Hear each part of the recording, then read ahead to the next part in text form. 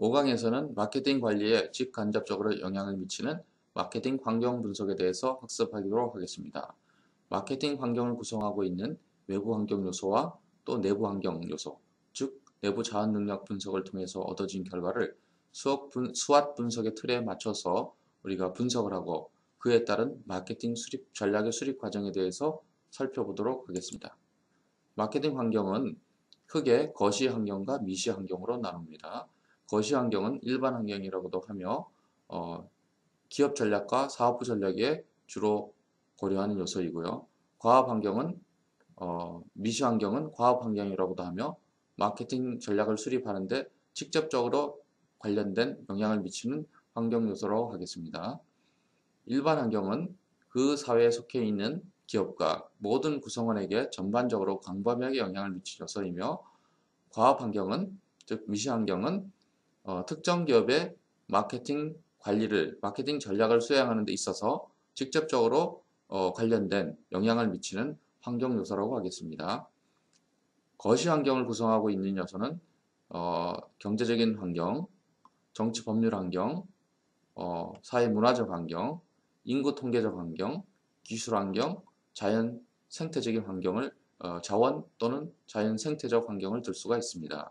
이런 환경들은 과학 환경에 비해서 광범위한 범위로 영향을 미치며 또 비교적 서서히 변화하는 그런 특성을 갖습니다. 물론 법률 환경 같은 경우에는 빨리 급격하게 변화할 수도 있지만 법률이 제정되기 전에는 상당한 기간을 두고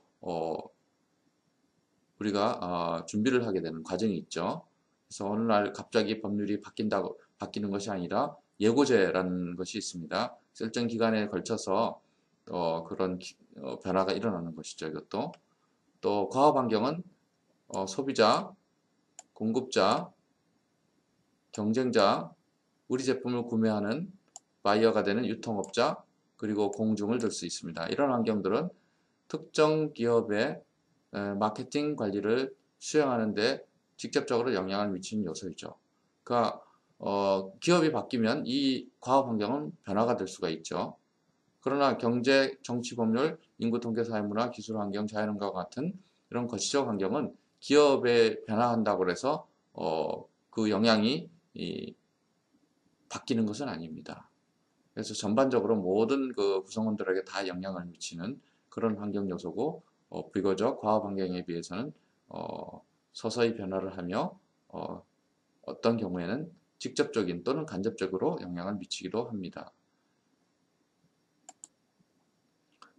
거시 환경의 대표적인 것이 인구 통계적 환경, 즉 연령의 구조의 변화, 성별 구성비, 인종, 직업, 인구 구조, 출산율 등을 들 수 있고 여성 직업이 증가한다든지 맞벌이 부부 증가하죠. 가정이 노령화 현상, 또 출산율 저하 이런 것들이 인구 통계적 환경의 변화로 예를 들 수 있는데 이러한 변화 속에서 기업에 따라서 기회가 될 수도 있고 위협이 야기될 수도 있습니다. 정치법률 환경에는 정권 교체라든지 집권당이 변화함으로써 경제정책이 변화할 수 있죠.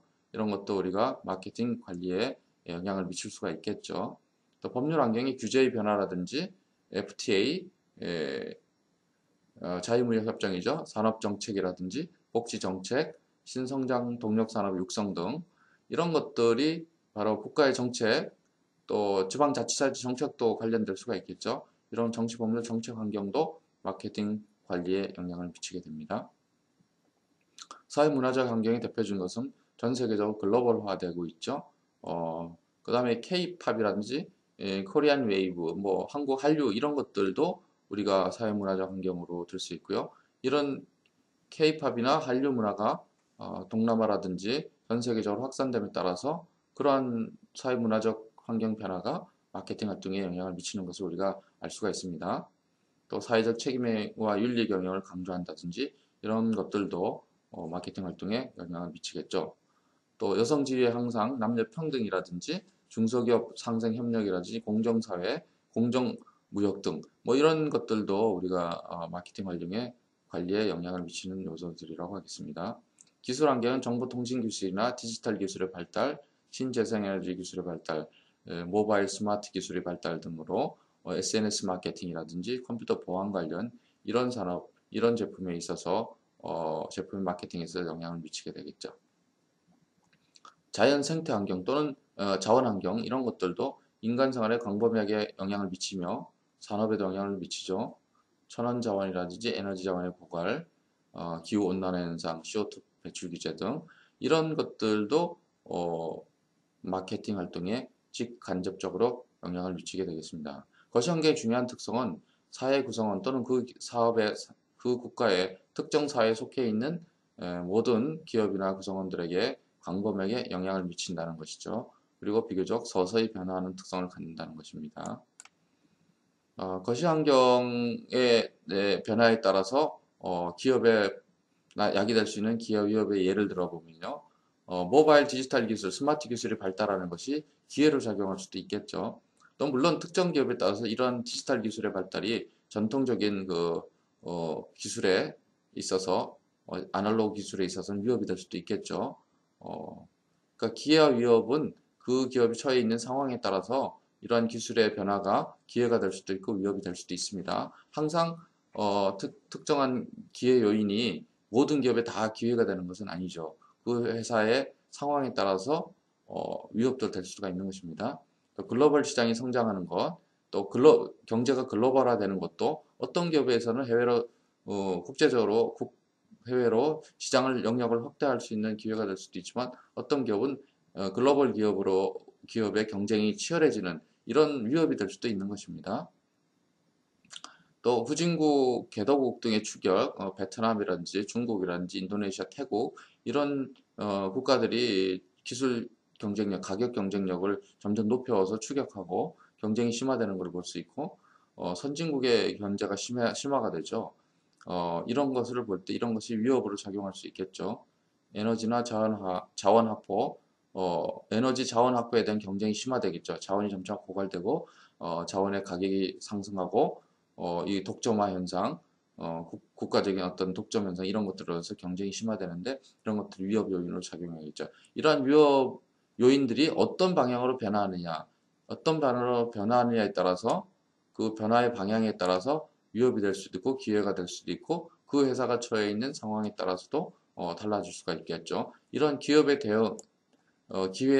기회를 활용하기 위한 대응 방안이 있고 위협에 대처할 수 있는 또 대처 방안이 있겠죠. 이런 방안들이 바로 이제 마케팅 관리 또는 마케팅 전략의 기본적인 전략적 고려사항이 되겠습니다. 과업 환경은 특정 기업의 마케팅 활동을 수행하는 데 직접적으로 영향을 미치는 환경 요소를 말합니다. 미시 환경이라고도 부르죠. 이러한 과업 환경의 변화가 해당 기업의 특정 기업의 기회나 위협으로 작용할 수가 있습니다.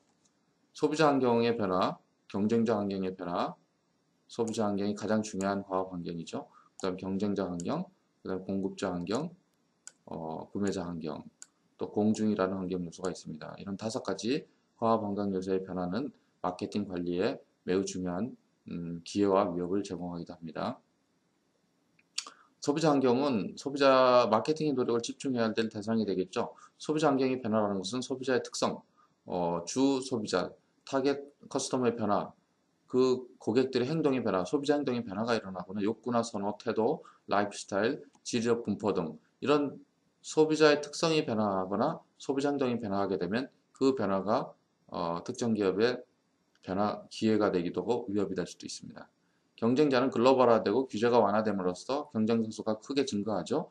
또 글로벌화되면서 세계적인 경쟁자와 강력한 경쟁자가 경쟁을 하게 된 위협으로 작용할 수도 있습니다. 또한 이러한 경쟁 환경은 시장의 매력도, 경쟁자가 많아지면 시장의 매력도가 떨어지게 됐죠. 수입성도 낮아지게 되겠죠. 또 차별적 경쟁 우위를 어떻게 확보하느냐 이런 문제가 또 대두가 되는 것입니다. 공급 환경에서는 공급자 환경은 천연자원 국가적 편중 현상으로 있어 원자재 공급자, 원유라든지 석탄이라든지 각종 히터류라든지 또 광물 이런 것도 중간재라든지 원자재, 그 원료 이런 것들이 공급 환경이 악화될 수도 있겠죠. 또는 뭐 좋아질 수도 있겠지만 전반적으로 보면은 우리가 시간이 지남에 따라서 공급처 환경은 악화되는 가능성이 높겠죠. 이러한 생산 요소를 안정적으로 공급하고 안정적인 공급원을 확보하는 것이 매우 중요한데 이러한 공급자가 공급을 중단한다든지 또 공급자를 다각화해서 공급자의 수를 늘리는 것은 오히려 기회가 될 수도 있겠고요. 공급자가 독과점을 행사하거나 공급을 끊게 되면 위험 요인으로 작용할 수도 있습니다. 구매자에게 우리의 상품을 구매해 가서 되파는 중간상이라든지 중간상을 의미하죠. 유통이 대형화됨으로써 소매점이 요즘에 할인마저 대형화되면서 구매자의 파워가 증가되죠. 그래서 구매자가 대형화되면서 구매자의 파워가 증가되면 거래 협상력이 우리 회사의 거래 조건 협상력이 저하되고요. 그 대신 또 새로운 유통망이 출현하면 새로운 기회가 될 수도 있습니다.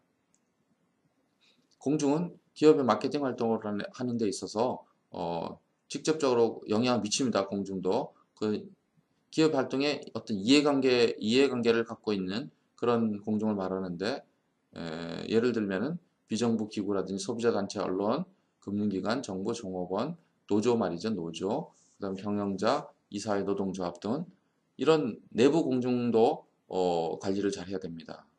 이러한 공중들이 어떻게 변화하느냐에 따라서 마케팅 활동에 기회가 될 수도 있고 위협이 될 수도 있습니다.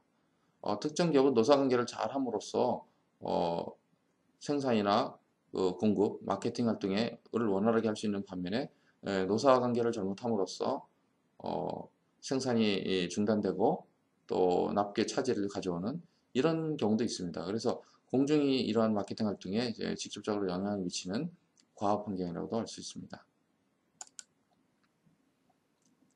이러한 외부 환경 요소를 분석해서 그에 따른 기회와 위협을 찾아내고요. 그러한 기회와 위협을 우리가 활용하기 위해서는 기업이 보유하고 있는 자원과 능력을 우리가 분석해야 합니다. 자원과 능력에 따라서 마케팅 전략을 어떤 전략을 선택할 것인가 그것이 또 실행력에 영향을 미치게 되고요.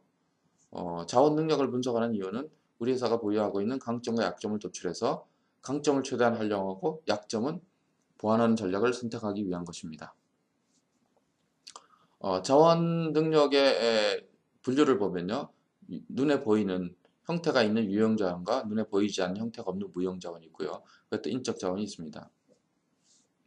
유형 자원으로는 재무자산, 생산시설, 장비, 입지라든지 원자재 보유 이런 것들을 말합니다. 이런 유형 자원의 특성은 모방이 가능하죠. 재무 능력이 뛰어나면 이런 유형 자원은 보다 더 경쟁자와 보다 더 우수한 유형 자원을 확보할 수가 있겠죠. 무형 자원, 이미지, 노하우, 기술, 특허, 상품 명성, 네트워크란 정보 데이터베이스 이런 정보나 노하우 그런 무형에 보이지 않는 그러한 자원들을 말합니다. 이런 자원들은 유형 자원에 비해서 모방이 어렵고 경쟁사가 쉽게 따라올 수 없기 때문에 전략적 중요성이 유형 자원보다 더 높습니다. 인적 자원은 그 구성원의 수와 지식 수준, 그리고 생산적인 노사관계 이런 것들이 바로 인적 자원인데 이 역시 모방이 어렵다. 그러나 경우에 따라서 인적 자원도 무형 자원에 포함시키기도 합니다. 그러나 인적 자원의 경우는 스카웃 등을 통해 가지고 경쟁사의 인적 자원을 뺏어오거나 또 무력화시킬 수 있다는 문제점이 있죠. 그래서 이 무형 자원이 이 세 자원 중에서는 가장 중요한 자원이라고 볼 수가 있겠습니다.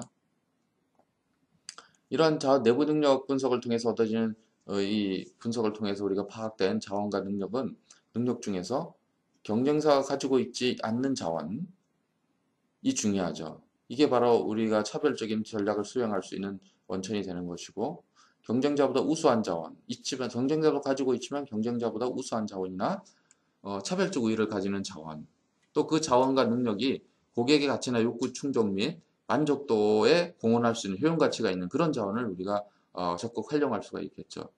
이런 자원을 활용할 때 우리가 경쟁 우위를 확보할 수 있고 보다 높은 고객 만족도와 마케팅 성과를 달성하고 있는 것입니다. 마케팅 자원 능력 예를 들면 우수한 시장 조사 정보 시스템과 분석 능력도 중요한 자원이 되고요. 우수한 브랜드 이미지나 기업 이미지, 높은 브랜드 로열티, 상표 충성도, 높은 시장 점유율의 원가의 시장 점유율이 높으면 높을수록 우리가 생산량이 늘어나기 때문에 단가가 낮아지는 원가 우위를 확보할 수가 있고요. 또 저렴하고 충분한 원부자재 조달력인데 특히 원자재 중에서도 중요한 원자재가 있습니다. 그리고 국제적으로 그 희귀한 원자재라든지 이 원자재 공급 국가나 회사가 굉장히 한정되어 있는 경우 이러한 원부자재를 조달하는 능력은 경쟁에서 매우 중요한 능력이 되고 그 원부자재 조달 능력을 우리가 경쟁 우위로 활용할 수가 있습니다. 연구개발과 마케팅의 원활한 인터페이스. 기업의 성과를 높이기 위해서는 연구개발과 마케팅이 상호 밀접한 연관관계를 맺고 관련을 맺고 업무를 수행할 때 시장 적합적인 또 소비자가 잘 수용할 수 있는 제품을 개발할 수가 있고요. 또 신제품 개발 능력도 그런 능력 중에 하나가 되겠죠.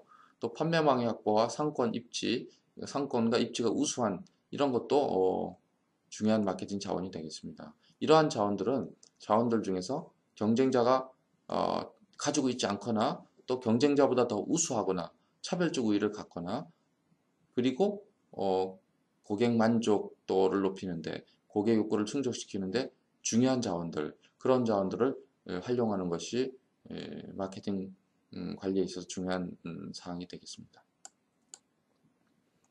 앞서 설명한 같이 환경 분석을 통해서 기여 유입을 도출하고 또 내부에 있는 내부 환경이라 그러기도 하죠. 자원과 능력을 분석하게 되죠. 유형자원, 무형자원, 인적 자원을 분석해서 강점과 약점을 도출하게 됩니다. 이 강점과 약점을 환경으로부터 도출한 기회 위협에 어떻게 적합시키는가 매우 중요한 전략적 과제가 되고요. 이러한 강점과 약점 중에서도 경쟁자와 경쟁의 우위를 차지할 수 있는 그런 차별화된 경쟁 우위 요소를 우리가 활용하는 것이 중요하고 이러한 강점과 약점을 고객의 욕구 충족 또는 고객이 추구하는 효용을 높여주는데 활용하는 것이 마케팅 관리 또는 마케팅 전략의 키포인트가 되겠습니다. 환경으로부터 얻어진 기회와 위협 그리고 내부 자원 능력 분석을 통해서 얻어진 강점과 약점 이 분석을 통해서 우리가 강점과 기회를 결합시키는 레버리지 전략, 기립제 전략이죠. 이건 공격적인 전략이라고 하고요. 기회이지만 약점이 되는 부분은 약점을 극복함으로써 약점을 극복함으로써 기회를 활용할 수 있는 마케팅 전략. 약점이 있게 되면 기회를 제대로 활용하지 못하는 경우 이 약점을 극복할 수 있는 방법을 찾죠. 턴어라운드 전략이라고도 합니다. 또는 제약성 극복 전략 또는 약점 강화 전략이라고도 하죠. 또는 강점이지만 위협의 강점으로 대응하는 것이죠. 위험을 회피하기 위해 강점을 사용하는 마케팅 전략으로서 디펜시브 스트래티지, 즉 방어 전략이라고 합니다. 또는 취약성 보완 전략. 우리가 위협에 의해서 나타나는 취약성을 강점으로 커버하는 전략이죠. 보완하는 전략이죠. 끝으로 위협인데 우리가 약점을 갖고 있는 경우 아주 치명적이죠. 이러한 전략을 위협 약점 전략 또는 문제 해결 전략이라고 합니다. Problem Solving Strategy라고 합니다. 위협을 피하고 약점을 최소화하는 마케팅 전략을 창출하는 것이죠.